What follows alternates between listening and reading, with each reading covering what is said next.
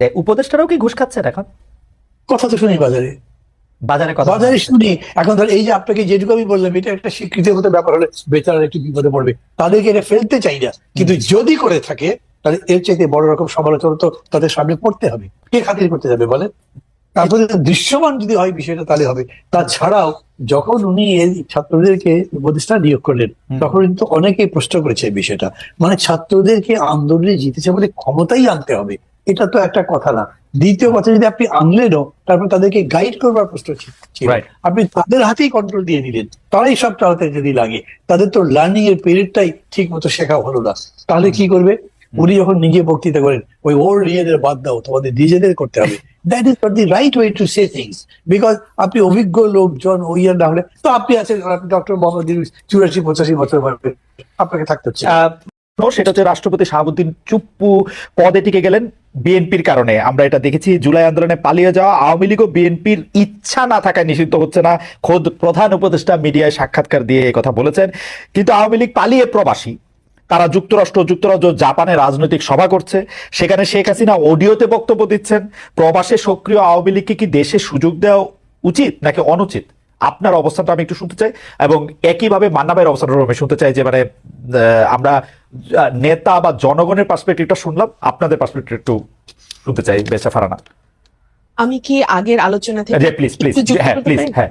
আচ্ছা, দেখুন, বাংলাদেশের পলিটিক্যাল যে সিস্টেম, তাতে পার্লামেন্টারিয়ান কারা হবেন বা পার্লামেন্টারিয়ানদের কাজটাকে, যে সংসদ সদস্যের কাজ কি, এটা কিন্তু দেশের মানুষ খুব পরিষ্কার না। তারা মনে করে সংসদ সদস্যের কাজ হলো ব্রিজ, কালভার্ট, রোড নির্মাণ করা, এবং এটা নির্মাণ করতে গিয়ে তাকে সরকারের একেবারে সাথের লোক হতে হবে, তাহলেই তার পক্ষে সহজ হবে এই প্রকল্পগুলো পাশ করিয়ে নিয়ে আসা। এবং যারা সংসদ সদস্য হন তারাও বিশ্বাস করেন তাদের কাজ হলো এই ব্রিজ, রোড, কালভার্ট নির্মাণ করা, এবং এই নির্মাণ থেকে 10%, 15%, 20% তাদের পকেটে নেওয়া।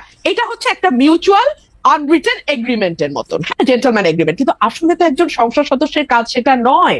একজন সংসদ সদস্যের কাজ পলিসি মেক করা, একজন সংসদ সদস্যের কাজ আইন প্রণয়ন করা, একজন সংসদ সদস্যের কাজ সরকারকে জবাবদিহিতার মধ্যে আনা। দেখুন, সংসদের 70 অনুচ্ছেদ সংবিধানের, আমরা যে এটা নিয়ে এত লাফালাফি করছি, আচ্ছা, সংবিধানের 70 অনুচ্ছেদে অনুযায়ী আপনি দলের বিপক্ষে ভোট দিতে পারবেন না।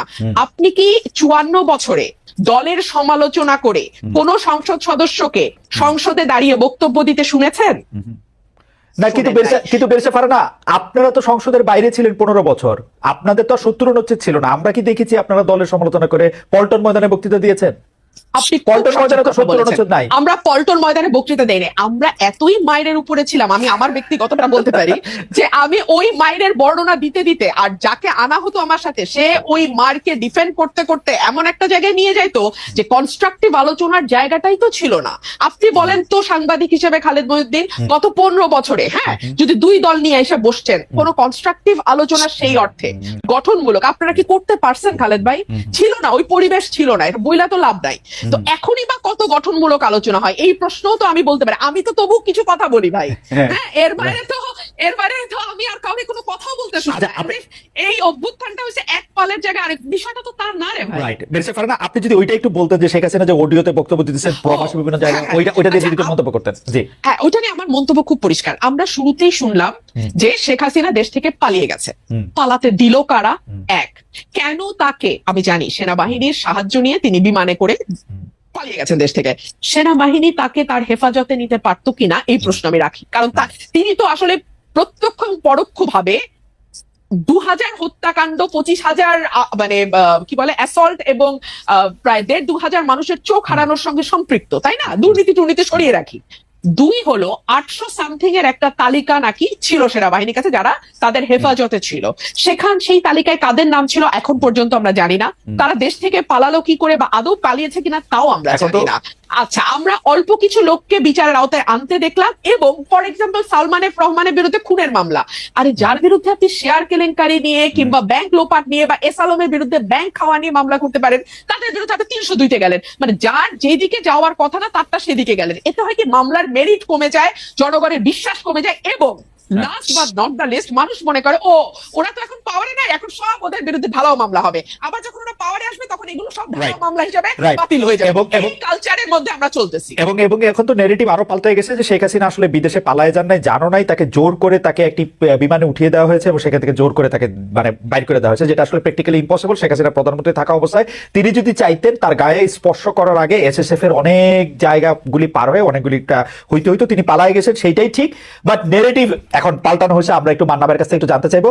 আমাদের একজন দর্শক এইবার আমাকে প্রশ্ন করেছেন, এবার আমাকে এখন প্রতিষ্ঠানগুলো কি করেছে। আমি এটা জয় বলতে চাই, কোনো কিছু ধ্বংস করতে আসলে যত সহজে সম্ভব সেগুলিকে গড়ে তোলা বা সেগুলিকে শুশ্রূষা করা আসলে সম্ভব না। আপনি একজন কুস্তিগির বা একজন মুষ্টিযুদ্ধকে মেরে মেরে আধমরা বা কোমায় নিয়ে যাওয়ার পরে পরের দিন একদিনেই তিনি আবার সুস্থ হয়ে ফাইট করতে থাকবেন, ব্যাপারটা এরকম কখনোই হয় না।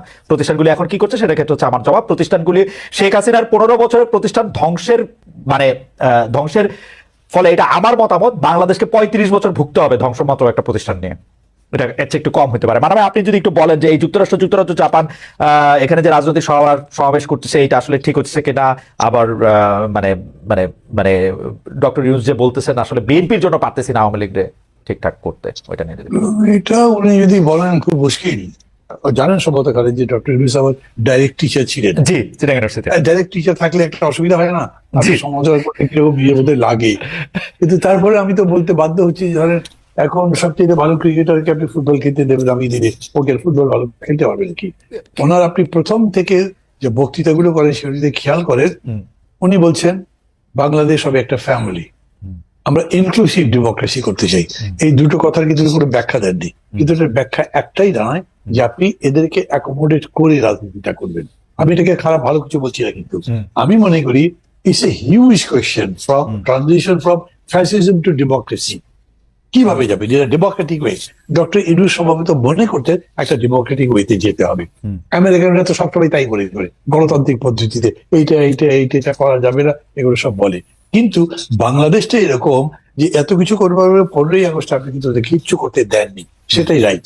এবং এই পর্যন্ত তাদেরকে দিচ্ছেন না, সেটাই চলছে। কিন্তু আপনি বক্তৃতা যেগুলো করছেন এবং সেই ভিত্তিতে সেটা বুঝে, সাগর ভাই তো বলেই দিল, কই তাদের তো ব্যান করি নাই, তাদেরকে তো সমাবেশ করতে নিষেধ করি নাই, চাকরি যেতে যেতে কোনোভাবে পাস করতারটা উনি পোস্টেড আউট হয়ে গেলেন, মানে আর এক দায়িত্বে চলে গেলেন। তো এই ক্রাইসিসটা আগে বুঝতে হবে। আমরা এই গণতন্ত্রের প্রত্যাবর্তনটা করবো যে সেই পদ্ধতি কি, এটা ট্রায়াল এন্ড এরর দিয়ে হতে পারে। আমি মনে করি যদ্দূর ডেমোক্রেটিক অ্যাটমসফিয়ার রেখে করা যায় সেটা ভালো, আমি এটা প্রেফার করবো। এটা আমার ব্যক্তিগত চয়েস। ডক্টর ইউনূস যদি এটার পক্ষে থাকে আমি তার সাথে আছি, যদি উনি অন্য কিছু বোঝাতে পারবেন সেটা বলবেন। কিন্তু আমি বলি এইটা করতে গিয়ে আবার উনি মনে করেছেন যে গণতন্ত্রে কি আমরা জরুরি অবস্থা নাই, গণতন্ত্রে কি নিষেধাজ্ঞা নাই, গণতন্ত্রে কি 144 নাই, আছে তো। আপনি এগুলো চর্চা করেই কন্ট্রোল করতে পারতেন। আমরা যখন বলছি সাইবার সিকিউরিটি অ্যাক্ট সব বাতিল করে দেন, সেটা আমাদের সময় ছিল, কিন্তু এখন সাইবার সিকিউরিটি অ্যাক্ট বাতিল করবার কারণে আপনি শেখ হাসিনার বক্তৃতা বন্ধ করতে পারছেন না, অন্যান্য কাজ করতে পারছেন না। এইখানে ডেফিনেটলি গভর্নমেন্টের স্ট্রং হওয়া দরকার ছিল। কেন? আমাদের দেশ তো অতখানি অভ্যস্ত নয়, অতখানি শিক্ষিত নয়। শেখ হাসিনা আবার বক্তৃতা করছে, তার মানে ওর কিছু হয়নি, তো ঠিকই আছে। কমন পিপল তো এরকম করে ধারণা করে, কিন্তু সাধারণত এরকমই হয়, পড়ে যাওয়ার পরে, পতন হবার পরে, পরাজয়ের পরে তাকে দেখা যায় না জনসমক্ষে। ব্যাপারটা এখন উল্টা হয়ে গেছে। এই জন্য তাদেরকে বলছে স্ট্রেংথ আছে। যদি এরকম হয় যে সুশাসন দিয়ে ডক্টর ইউনূস গণতন্ত্র প্রতিষ্ঠা করতে পারতেন, তাহলে শেখ হাসিনা আর আওয়ামী লীগ দিয়ে ফিরে আসতে পারতেন কিনা সমস্যা। কেন?